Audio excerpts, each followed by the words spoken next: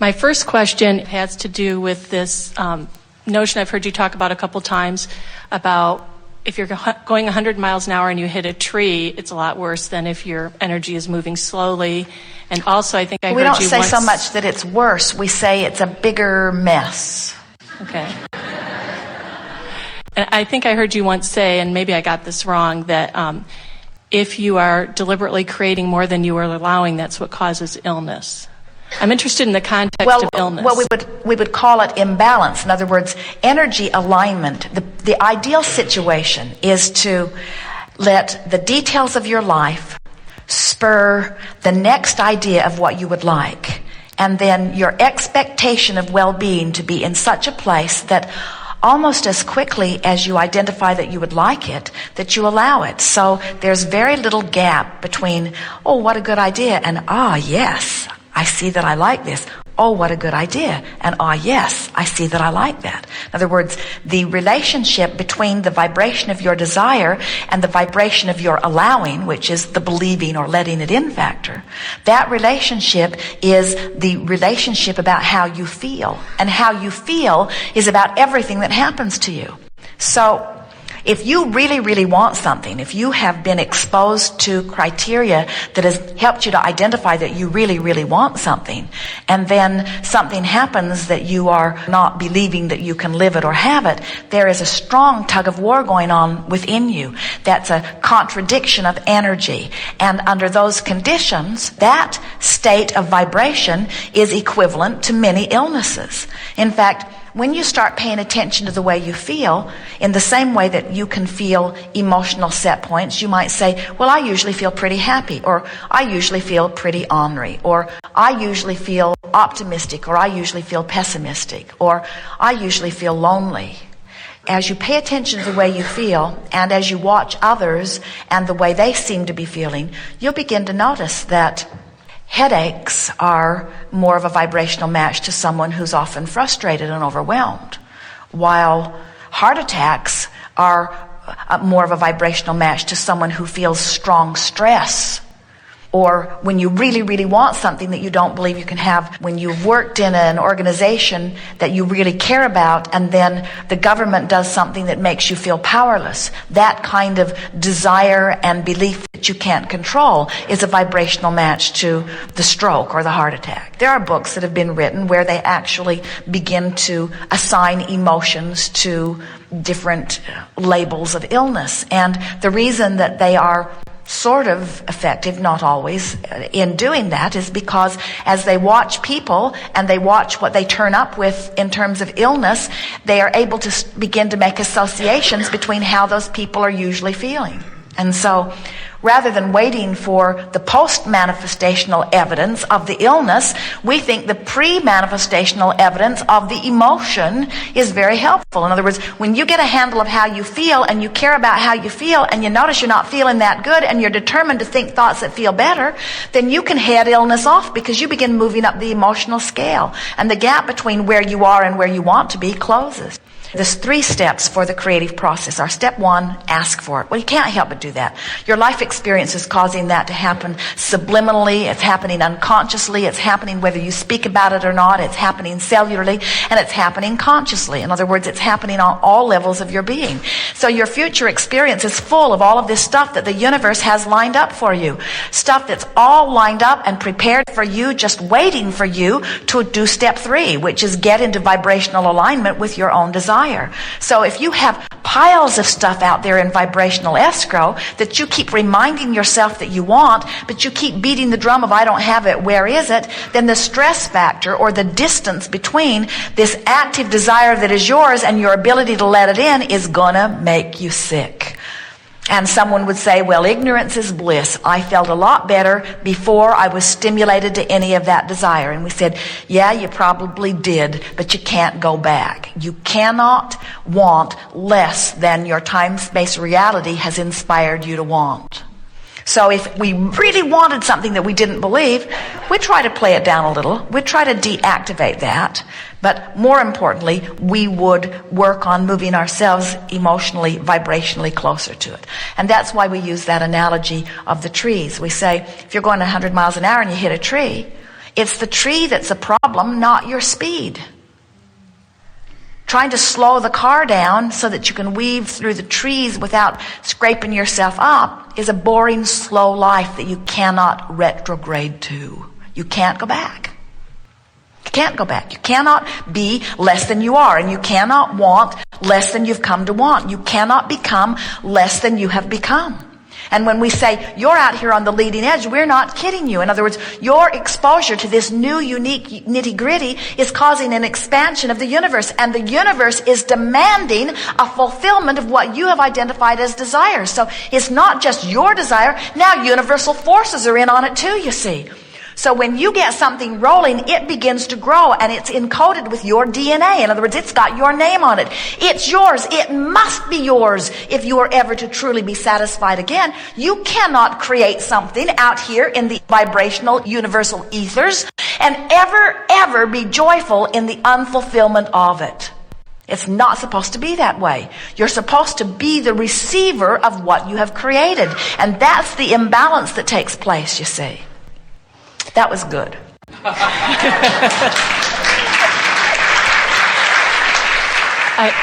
When I first started practicing this, and it was actually before I even heard about Abraham, I found a book called Psycho-Cybernetics that said you could train your subconscious mind to believe something, and then your conscious mind would make it happen. So I started doing it every night. I'd write down I wanted $100,000 a year by the time I was 30. This was 15 years ago.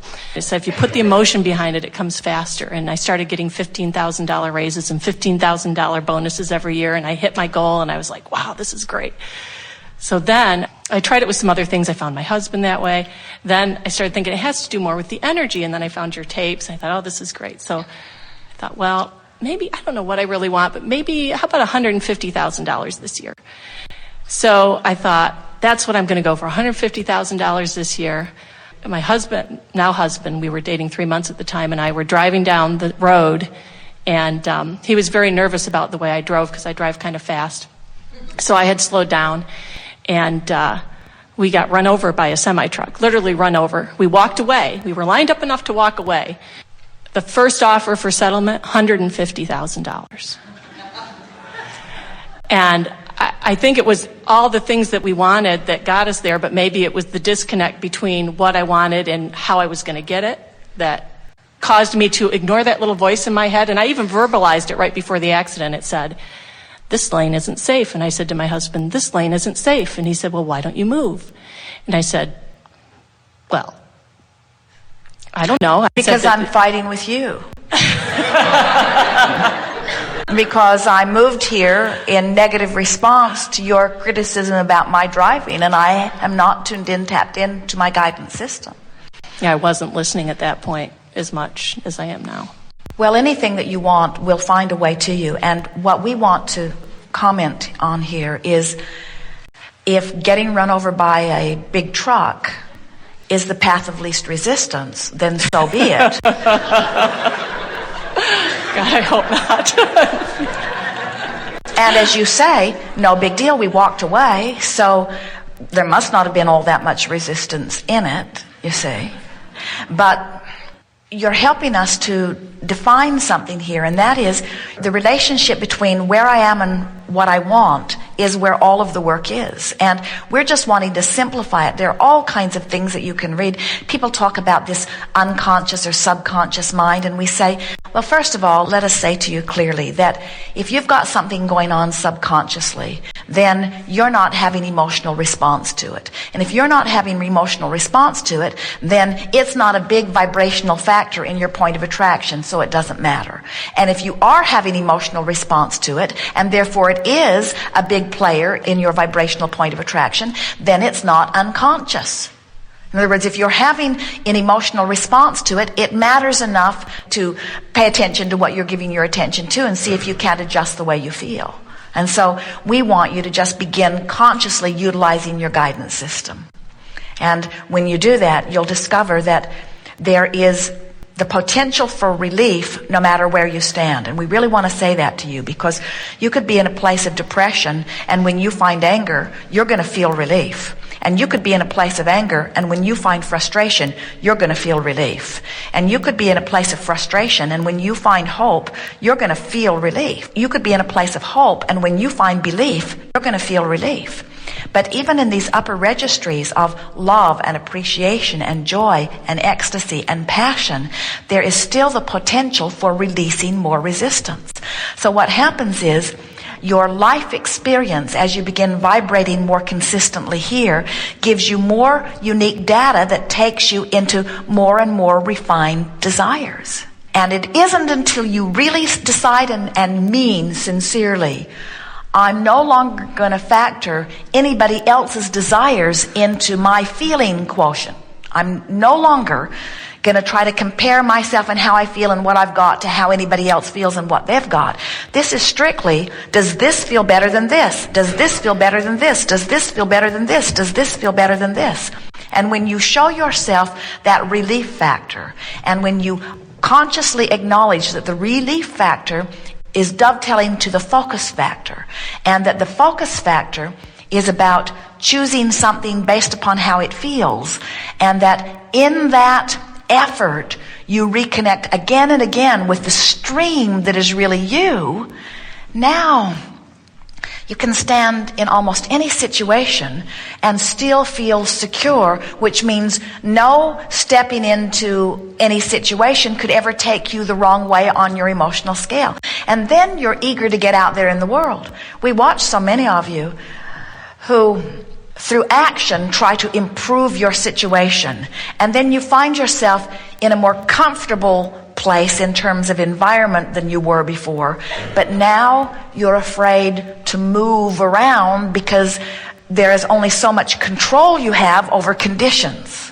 Where when you show yourself that the way you feel is about your choice of focus, now you feel invincible. Now you feel adventurous. Now you're not afraid to go anywhere because you understand that you are a centered, blessed creature of well-being who can move about for stimulation and adventure without being in jeopardy. That's what the leading edge of thought feels like. Jerry and Esther have a dear friend who's also a counselor and been using Abraham materials for years in counseling her clients. And she told Esther recently that she has a new phrase that she's offering. She tells her clients who are complaining about an ugly world or complaining about an out-of-control world, who are feeling out of control because of terrorism or out of control because of alcoholic children or whatever. She tells them, just find the eye of your hurricane and stay there. And Esther said, I really like that sentiment, because in the eye of the hurricane there is this calm. In other words, anyone who's lived through one lived through the outer wall, and then they had this time when it seemed like nothing was going on, and then as the hurricane moved on, it was disruptive again. And if they could have just moved with the eye, they could have eternally been in this place of well-being, even though chaos may be going on all around them. And so we want you to make a decision that you can control the way you focus, and that you do it not by achieving control of factors, but by wanting so much to feel good that you focus upon what does feel good. And the sentiment is not, I'm going to follow my bliss, or I'm going to find the best feeling thought I've ever found. The sentiment is, I'm going to reach for the best feeling thought that I have access to right now on this subject. Not changing the subject, because that just leaves that vibration where it is, and the door will turn up in your next motor coach and your next one and your next one and your next one. Or this characteristic that is horrible will show up in every mate. I'm on my 12th husband and they've all done this exact same thing. Or they treat me this way at every hotel, or they treat me this way at every restaurant, or it's always like this, traffic's like this everywhere. And we say, no, it isn't, just when you're there. In other words, it is your vibration that is summoning these, and you can summon behavior from people who have never before offered that behavior. You can get so expectant of something that they'll give it to you and they'll say, whoa, what was that?